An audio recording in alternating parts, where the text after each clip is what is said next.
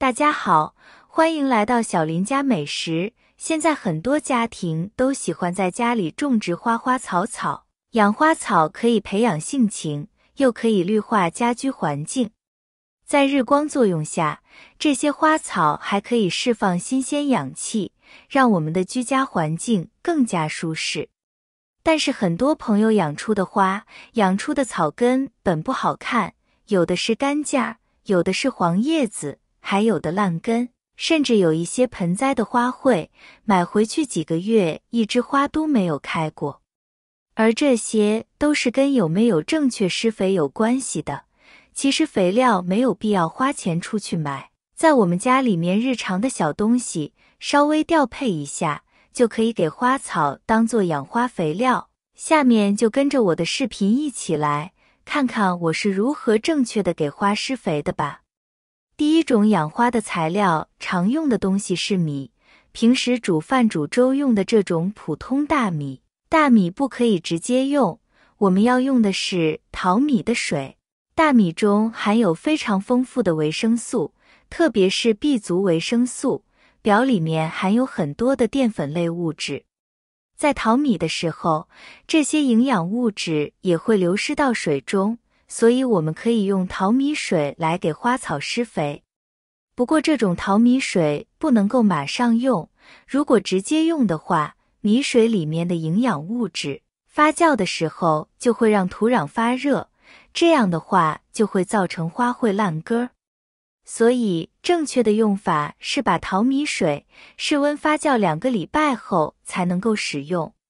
淘好米之后，这个非常浓白的淘米水，我们直接倒进矿泉水瓶中，然后放在一旁让它发酵2个礼拜。每天记得给这个瓶子放一放气儿，否则的话瓶子会鼓鼓的。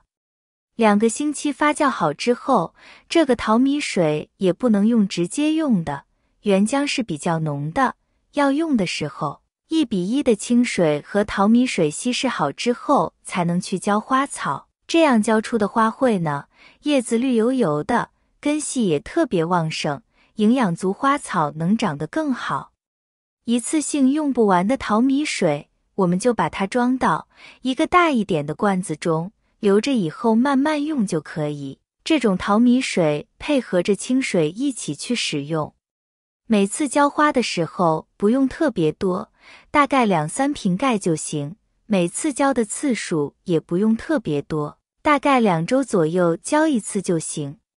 这种淘米水发酵好之后，它是弱酸性的，所以你也要提前查一下，您家的花卉是喜欢碱性土壤，还是更喜欢酸性土壤。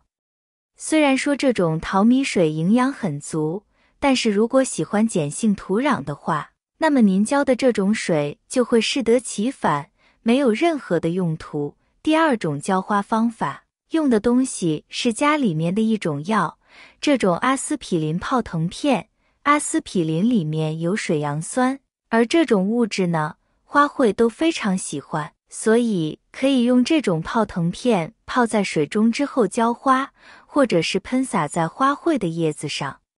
这2种方法都是可以的，而且这种阿司匹林泡腾片相比于淘米水，它省去了发酵这个步骤，更加简单方便好操作。取一片阿司匹林泡腾片，放到瓶子中之后加好水，我们可以用来浇花，或者是稀释好之后用来喷洒在花卉的叶子上。花卉不仅可以长得绿油油的，而且它每一个叶子都是又黑又亮。用阿司匹林去浇花的话，还可以促进花的根系，促进花卉的根系种子发芽。比如说像绿萝这样的植物，它是水培的，而且它的茎上也可以长根。我们用阿司匹林这种泡腾片的液体去养殖这种绿萝，可以让它的根快速的生长，而且在移栽的时候也可以使用，可以让花卉更容易成活。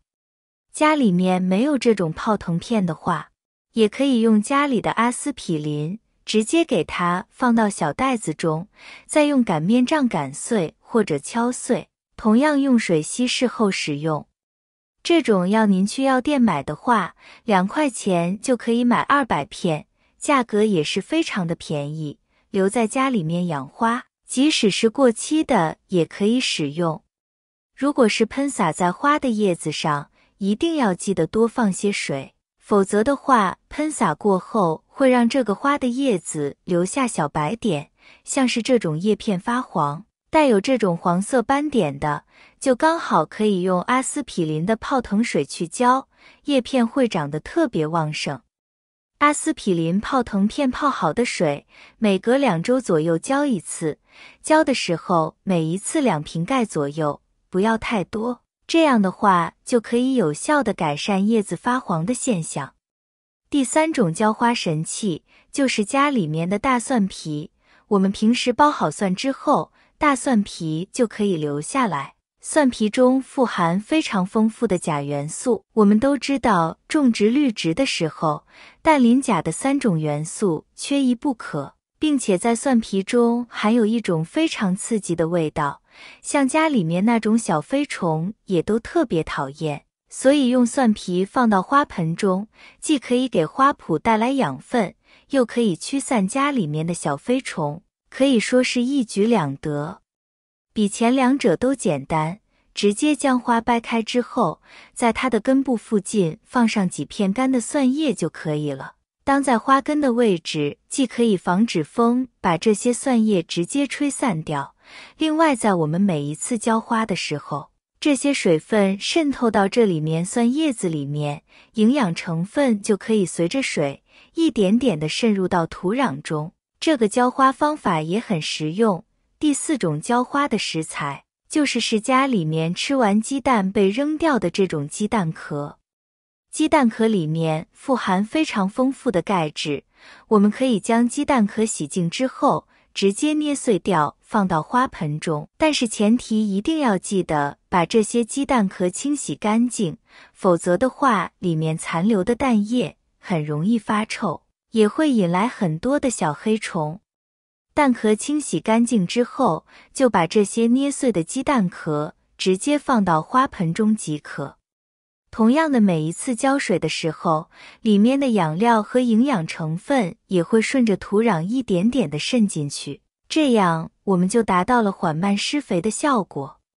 这里面尤其要注意，鸡蛋壳一定得洗干净，再放到这里，否则的话，这里面马上就会生出臭味儿，会吸引很多的那种黑色的虫子。第5种浇花的食材，家里每天都吃的土豆皮。是的，您没有听错，就是我们家里吃的那种土豆的皮。土豆皮里面富含非常多的淀粉类物质，这种淀粉类物质在发酵过后，可以给花土带来营养。首先，我们把土豆外面的这层表皮给它削掉，里面的土豆炒着吃，凉拌着吃，炖着吃，就随便随意了。削好的土豆皮，我们用小剪刀给它剪刀碎，这样发酵出来的效果要更好，把这个也会更快。之后同样给它装到小瓶子中，加水发酵2周。发酵好之后，这个液体用1:2兑清水使用。1份是土豆皮泡好的这种液体兑2份的清水，千万不要直接用，这样的话效果不太好，一定要发酵之后才能够使用。